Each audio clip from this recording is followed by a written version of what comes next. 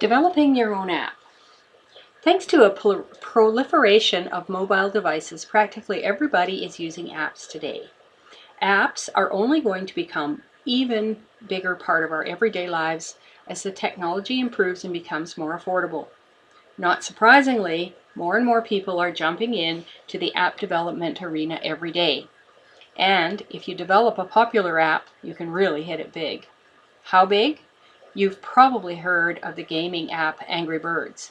But did you know it's been downloaded more than 1 billion times and has earned an estimated $250 million for its creator, not including merchandising and licensing.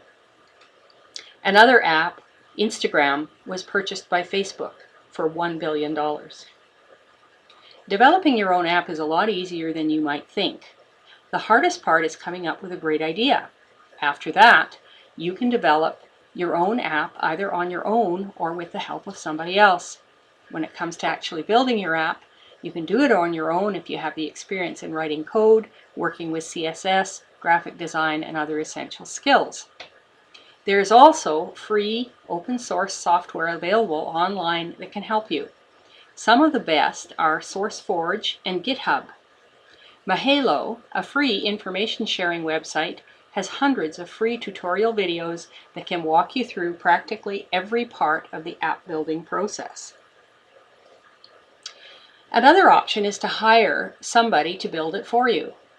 If your app is relatively simple and straightforward, this can be a freelancer or a team of people you hire to develop separate elements of your app. If it's a more complicated app or requires technological expertise, you might consider turning the project over to a firm that specializes in building apps, but this usually will cost a lot of money. The third and best option is a combination of the previous two. Even developing the simplest app requires multiple steps. So, breaking your app development into smaller pieces that can be worked by multiple parties simultaneously makes sense. For example, you could serve as your own app manager and contribute whatever technical skills you have to one part of the app development, and then assign graphic design to freelancers and outside experts to help you with more complicated tasks, such as creating an interface. The two big benefits of developing your app on your own are, number one, it saves money, and number two, it preserves your clarity of vision. While there are many highly skilled freelance app developers and specialized agencies that can help you to build your app, they all cost money, sometimes a lot of money. How much depends on the size and complexity of your app, but generally it can be anywhere from a few $100s to $10,000 or more. The second benefit of developing your own app is clarity of vision. Nobody but you can truly understand precisely how you want your app to look, feel, and taste. Every time you pass along even the smallest piece of your app's development to somebody else, you give up a tiny bit of your ability to absolutely control what you want your app to be. If you've never built an app before, the first time you do it, there will be a learning curve. It's going to take you longer because you need to self-educate and learn from others the skills you need to build a great app. This is actually a good thing because the more you learn, the easier it'll be next time. It will, however, delay the launch of your app. So if you're in a rush, you might consider outsourcing more of your app development than if you have the luxury of more time. If you're determined to do it yourself, keep in mind that your app doesn't have to include all of the planned features you want before you launch its first version. If you need to get your app out to capture the market first, launching with a minimum viable product is fine. You can always save non-essential features for updated versions later. When it comes to putting together your app development team, you already know what your strengths and weaknesses are. Take on only those tasks you can do well and assign everything else to other people. If you hire freelancers, websites like Elance, Odesk, and Guru are great places to look for help.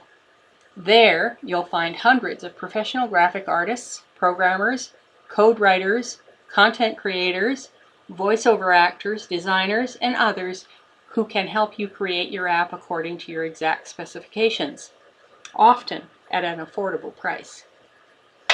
Another option is to give the entire project to an app development and design firm. While this costs the most, it also has the least amount of risk. Top app design firms have in-house experts who will build your app quickly and make it look very professional. Yet, if you're going to pay for this level of expertise and convenience, in fact, they may even demand a percentage of your app's profits. While you may have faith that your app will be successful, you can limit your personal financial risk by getting seed funding. This is cash you raise by soliciting investors such as friends, family, neighbors, acquaintances, and even angel investors or venture capitalists who assist startups by investing in them. Angel investors can often give you money, helpful advice, and business contacts. Usually, they'll want a percentage of your business. Could be as little as 5% or as much as 33%. It would be a bad idea to give anybody more than a 50% stake in your app, at least in the development stage, because then you lose complete control. You can always sell your app to somebody else later for big money if you want to. You don't need to wait until every aspect of your app is completed before you test it. In fact, you should continually be testing and modifying every part of your app as it's being developed. There's much more to learn about app development and the tools available, advertising platforms, internet marketing, and making money online. Click the subscribe button below so you don't miss the next video in this series.